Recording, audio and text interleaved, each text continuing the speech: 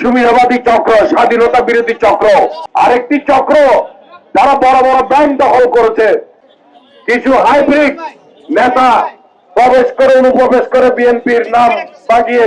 এখন ফেব্রুয়ারিতে ইলেকশন, আর মাত্র 5 থেকে 6 মাস বাকি আছে।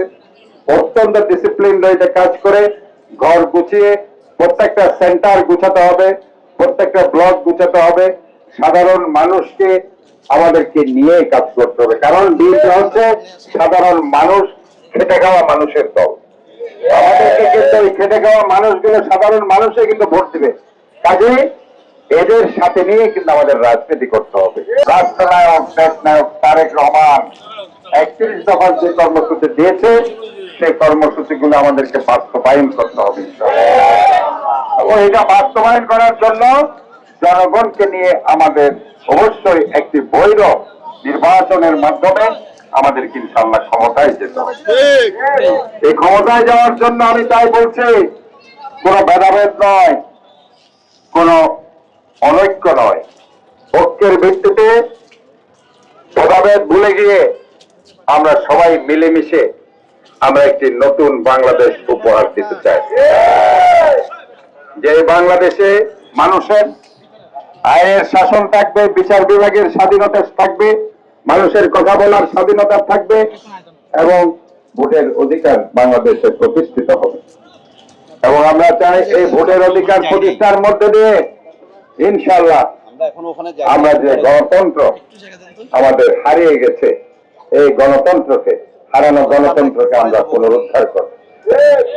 আমরা আমাদের এই দেশকে ভালোবাসি, এই দেশকে আমাদেরকে ধারণ করতে হবে যেভাবে শহীদ জিয়ার দেশপ্রেম, সততা, যার কারণে বাংলাদেশকে উনি এগিয়ে নিয়েছিলেন মাত্র 5 বছরে একটি বটমলেস বাস্কেট থেকে একটি সমৃদ্ধশালী বাংলাদেশ উনি পরিণত করেছেন। বসুন্ধরা টিস্যু, অশুদ্ধতার বিরুদ্ধে এক বিন্দুও ছাড় নয়।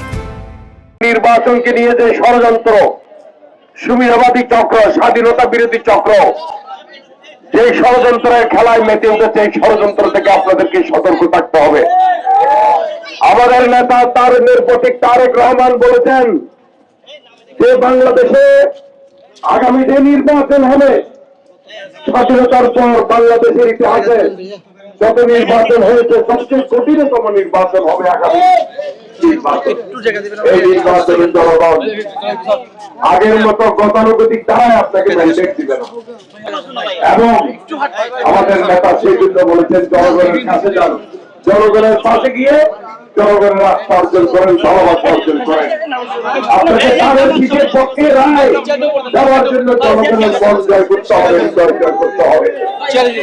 সেই জন্য আমাদের সবাইকে নৈতিকভাবে সতর্ক থাকতে হবে।